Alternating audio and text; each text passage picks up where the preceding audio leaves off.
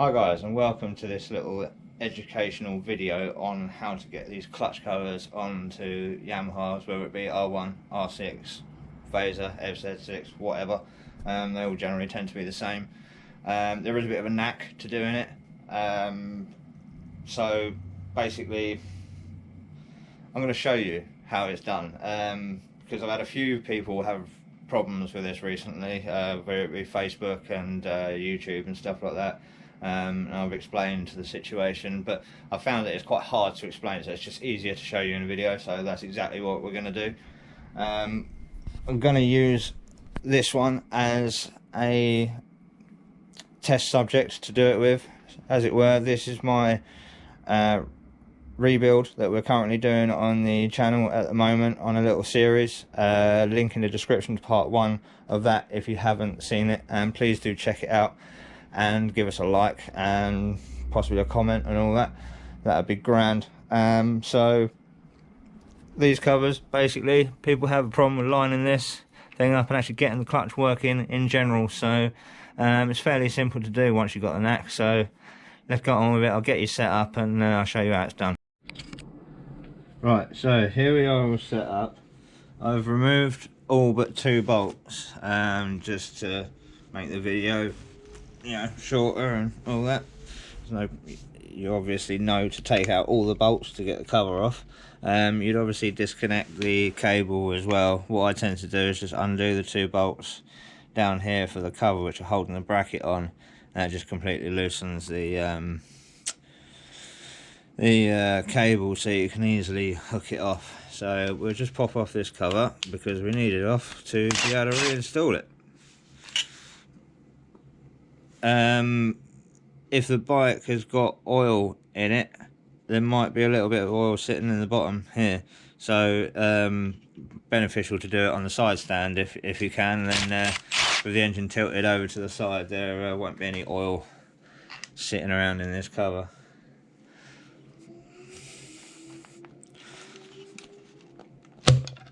Pop. You notice how the arm slid, popped forward as I popped the cover off. Right. Oh yeah, also easier to remove the dipstick while you're doing this. Just makes life a hell of a lot easier. Let's remove that bit of silicone. Now, I don't need to take this off. I'm only doing it for the purpose of the video. You've got a dowel here and a dowel here. Covered a little bit grotty, but I'm changing the oil on this bike anyway, so you know, all well and good. I'm just going to get a rag to clean that bit. Got one right here, so just give that a wipe up quick. Right, so the main problem people have is this little rod here that's basically mushroomed out on the other side, so it pulls on this bearing here. I have trouble, 1, getting it in this hole, and 2, lining it up. There's a spline inside there. As I turn this shaft, you might be able to see it. I don't know if I can, I don't know if it's focused or anything, but either way, right. So you'll notice that this hangs down and it's very difficult to line up. Now, when it's on the bike, obviously it's up straight, and the spline for this part is on the left hand side, so sort of 9 o'clock, right? Now, when the bike's got oil in it, and this one's even done it now, when there's a film of oil on this bearing and in this part, if you wiggle it around a little bit, you'll feel it's very smooth on there, and what's happening is it's getting a coating of oil in between, and that oil will act like a bit of a glue. As you can see, it's holding up there at the moment by itself. You just push it, and that was quite a push, to be honest. That was, you know, that was stuck there fairly well. So the first step is to get it to sit like that with the threads facing 9 o'clock and the shaft upright. Now, I'm going to have to try and work around this camera, so I do apologise if my arm gets in the way a little bit.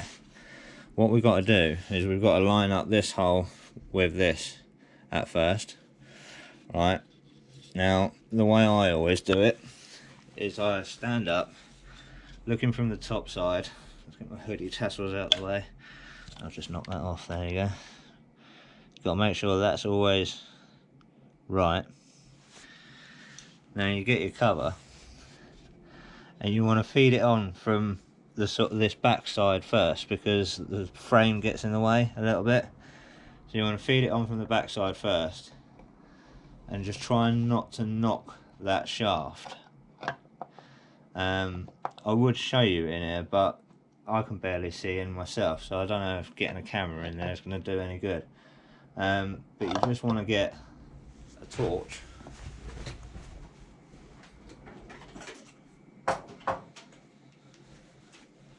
Just want to get a torch in there, and all you want to be doing for now is getting that shaft into that hole where the spline is.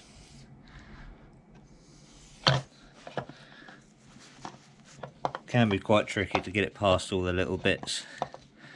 And yes, you've got frame on this side, you've got wire on this side, and I've just knocked that off again. You just want to make sure it's always sticking up right. And then, with a tiny little bit of finesse and finagling,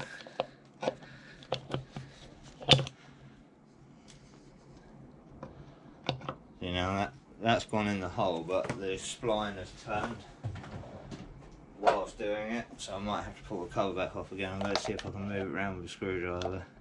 Oh yeah, I can move it around with a screwdriver. So that's, if you've got the cover hanging off at the top here and you notice that the thing has gone into the hole but the spline has turned, you just get a screwdriver and you can easily push it back round. So that's just what I've just done there. Now, typically, because I'm filming this, I bet you this is going to be an absolute pig, but sometimes they go on within seconds and other times not so much.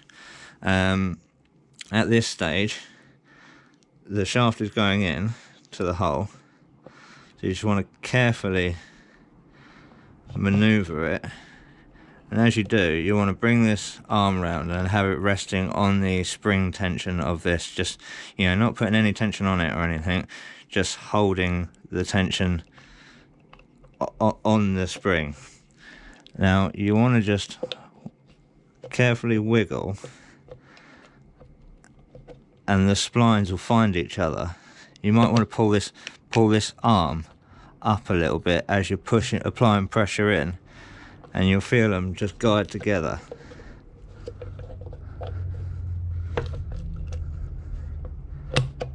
Right. It's just a case of lining up the rest of it, a few little taps, and that's just gone home. Now, I don't know if you can see, I might just adjust the camera here for this bit, so give me a sec. Right, so what you want now, by holding the cover on to its home position, you can put a bolt or two in if you like, but you generally don't need to. Now that has gone all the way to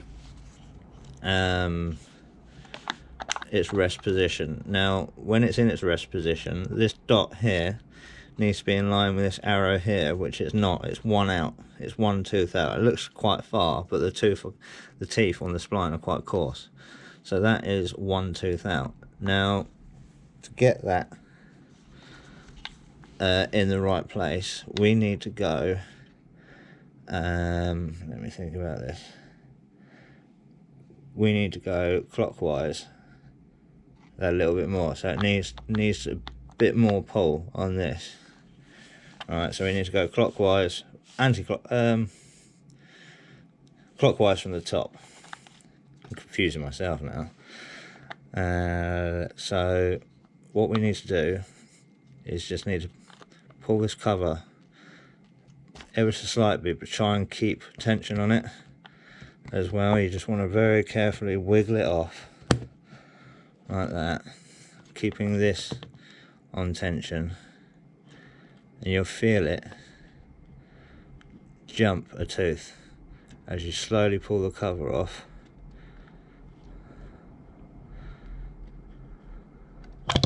Oh, I think I went too far there.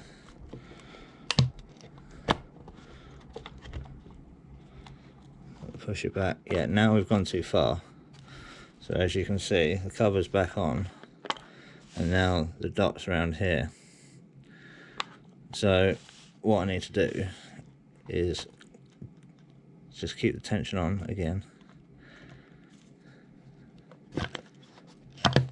and just, you want to be pulling the cover out so you just so you feel the teeth skip, and then push it back on. See where you're at. Now we're even further away. Another thing you can do, if you hold the tension of the cover on, if you just move this, it'll move itself. There you go, it clicked once, so you push it back on.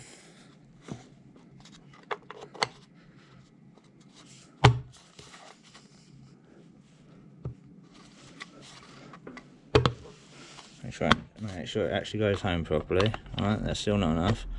So, pulling on this and keeping tension here again.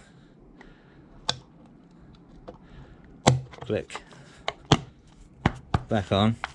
Now that's lined up. Now they don't line up perfectly, but if you get them real close to each other like that, then that's enough. That's where it should be. So keeping your pressure on here the whole time, you can now get a bolt in. Get our bolts. You want to, I generally put them in opposites as well, you don't need to, but in general,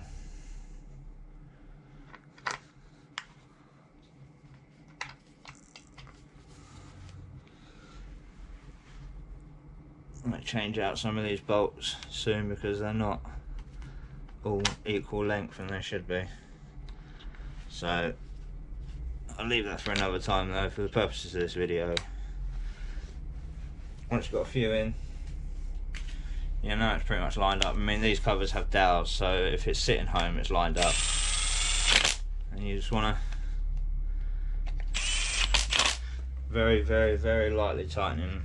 Don't go gunning these up, because they are only going into aluminium casing, so you'll easily cross thread or rip the bolts out. I'm using an impact gun, but very, very, very lightly.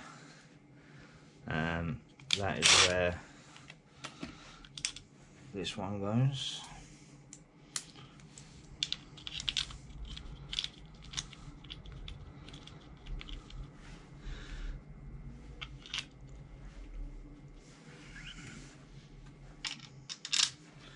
So with all them knocked up, the official torque setting for them is about 11 Newton meters or 8 Newton meters, one of the two. Don't quote me on that. Best just check it up, look it up in the manual. Not so important that they are torqued. It's just more of a case of, as long as they're all equally done and not too tight. Now your dipstick go back in, and that is how it's done. Now at this point you'd hook your cable back in, you pull your cable to these points here on the bracket, you do it up, and if there's any slack in the cable, what you'll do is you'll have it fully de-adjusted here, fully de-adjusted up here, so this wound as far all the way in as possible.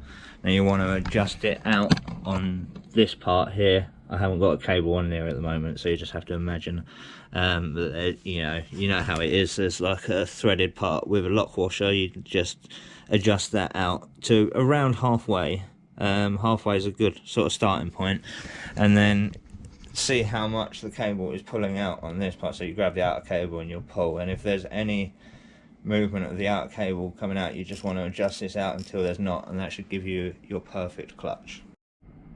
Right, so there we have it. I hope that helped. Little video on doing these clutch covers, because I know they can be a bit of a ball ache for some people. Like I say, it's not a job that takes long, so if you find that it is taking you a while, sort of 5 minutes plus to get the thing actually on and fitted right, then just walk away from it for 10 minutes, go have a coffee, fag, whatever, and you'll find that coming back to it, it'll normally just plop back on. It's just one of them types of things. Once you get the knack down, piece of piss. So I hope you enjoyed that, and I hope you found it of help if you've been struggling with these covers. And check out the rest of my content on my channel if you'd be so kind, and drop a like and subscribe, and I'll see you on the next one.